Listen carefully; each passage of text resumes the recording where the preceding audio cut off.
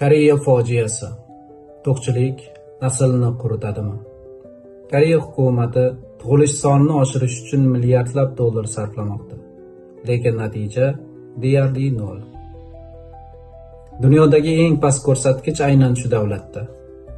Bu degani 2070-yilga borib koreys xalqi soni deyarli 2 barobarga qisqarishi mumkin.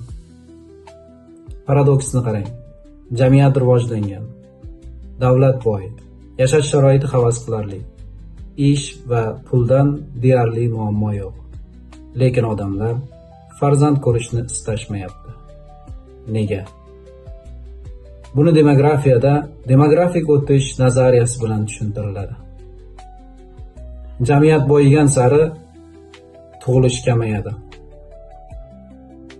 Kambag'al davlatlarda bola arzon ishchi kuchi, kelajakda investitsiya, qariganda boquvchi sifatida ko'rilsa, boy davlatlarda esa aksincha, bola iste'molchi, iqtisodiy zarar, shaxsiy erkinlik, karyera va dam olishga to'siq, ya'ni muammo sifatida ko'rilar ekan.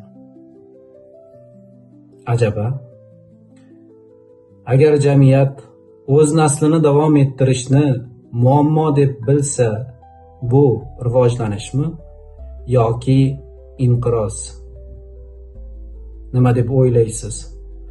O'zbekistonni ham xuddi shunday inqiroz kutib turibdimi yoki bizning qadriyatlar bunga yo'l qo'ymaydimi?